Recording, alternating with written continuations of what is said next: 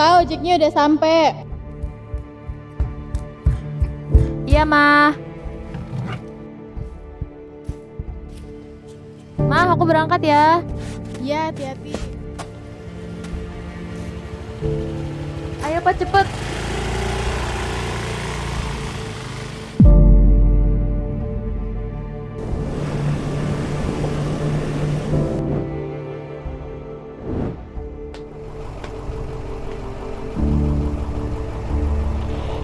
Selamat siang semuanya, kembali lagi bersama saya di 98,6 FM. Kali ini kita akan membicarakan topik spesial, yakni naiknya kebutuhan energi listrik di Indonesia yang diperkirakan akan mencapai 150 terawatt-hour pada tahun 2025. Oleh karena itu, mari kita sambut narasumber kita, Ibu Asyaurani.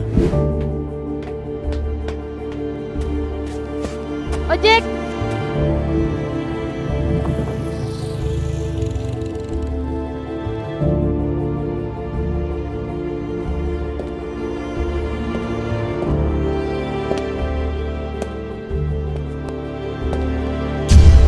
Ya, mati lampu lagi.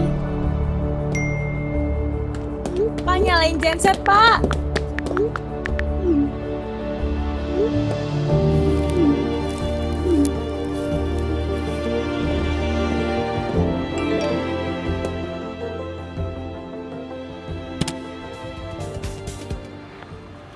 Kabar terkini dilaporkan terjadi kebakaran di daerah proyek pembangunan pipa gas di daerah Putra. Diduga peristiwa ini disebabkan oleh adanya kelalaian pekerja dalam mengoperasikan alat berat. Saat ini petugas pemadam kebakaran dan polisi sedang berusaha menangani peristiwa ini. Demikian berita terkini dari Alfa News, saya Asrezizah melaporkan dari studio kami.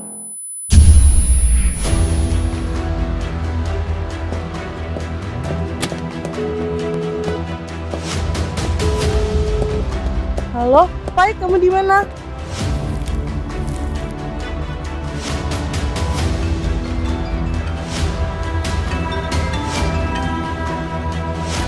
Halo? Halo?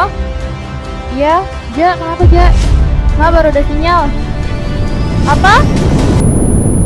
Pembangkit listrik penyuplai energi terbesar untuk ibu kota dan sekitarnya dikabarkan akan mengalami blackout. Setelah terjadi ledakan besar di daerah sekitar pembangkit listrik, dihimbau kepada masyarakat agar mempersiapkan diri akan kemungkinan terjadinya blackout.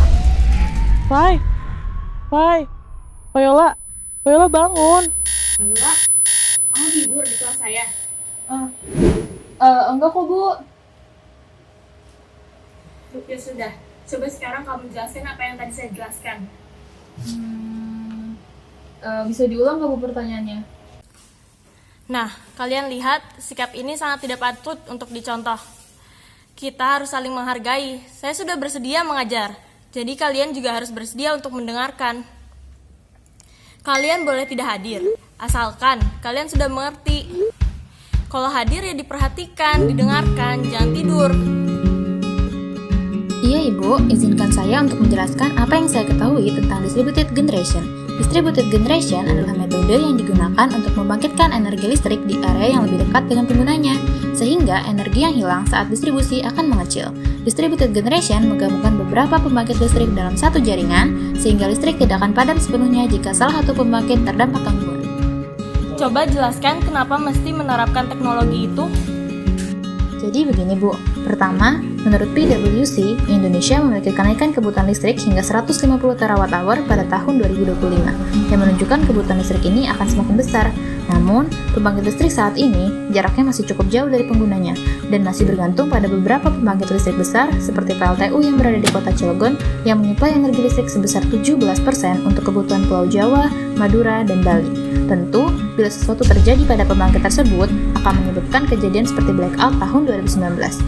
Yang kedua, jarak yang cukup jauh dapat menyebabkan kehilangan energi pada transmisi. Contohnya, jaringan listrik dari kota Cilegon dan Jakarta dapat mengalami kehilangan energi sebesar 8,5 MW pada satu aliran saja. Energi yang hilang akan membesar seiring berjalannya waktu dan banyaknya aliran pada jaringan listrik tersebut. Lah, kalau pembangkit listriknya dibangun banyak, bagaimana dengan polusi udara yang bisa dihasilkan? Adakah inovasi untuk menanggulangi hal tersebut? Ada Bu, salah satu metode ramah lingkungan untuk mengaplikasikan distributed generation yaitu dengan gasifikasi. Metode gasifikasi adalah metode untuk mengolah sampah menjadi gas sintesis yang dapat digunakan sebagai bahan bakar pembangkit listrik. Berdasarkan data, jumlah sampah di Indonesia per tahunnya mencapai 187,2 juta ton. Dengan besar jumlah ini, peluang sampah untuk menjadi bahan bakar yang sustainable akan semakin besar. Secara singkat, proses gasifikasi sampah diawali dari proses pengolahan sampah yang terdiri dari proses pemisahan, pengeringan, dan pemotongan, yang kemudian sampah tersebut akan dicampur dengan udara dan bahan bakar gas alam ke dalam reaktor gasifikasi. Proses ini akan menghasilkan syngas yang akan digunakan sebagai bahan bakar gas turbin yang kemudian akan diubah menjadi energi listrik yang ramah lingkungan karena pembakaran gas menghasilkan lebih sedikit polusi. Dengan menggabungkan metode distributed generation dan gasifikasi, kita dapat mencapai salah satu SDGs yaitu Clean and Affordable Energy. Jawaban yang bagus. Sekarang coba jelaskan bagaimana caranya agar yang metode yang kamu jelaskan tadi itu sustainable ke depannya. Untuk membuat inovasi ini sustainable, maka perlu dilakukan upgrade. Salah satunya dengan cara menerapkan Energy Storage System atau ESS sebagai suatu inovasi untuk menyimpan energi listrik. ESS ini dapat menyimpan energi sebagai cadangan untuk keadaan genting seperti bencana alam atau sebagai cadangan untuk objek-objek vital negara. ESS juga dapat memperpanjang umur generator karena generator tidak perlu bekerja ekstra dalam menyesuaikan fluktuasi dari kebutuhan energi listrik. Inovasi ini tentunya dapat diefisiensikan lagi dengan menerapkan Internet of Things di unit-unit generator, sehingga unit penyedia energi listrik dapat saling terhubung dan memberi sinyal apabila terjadi kekurangan energi listrik karena kebutuhan energi yang dapat meningkat saat jam sibuk. Selain itu, internet satelit ini juga dapat diterapkan pada masyarakat sekitar, sehingga SDM dapat lebih meningkat dan dapat lebih menunjang potensi dari sustainable cities and communities. Jawaban yang bagus, Viola. Terima kasih telah...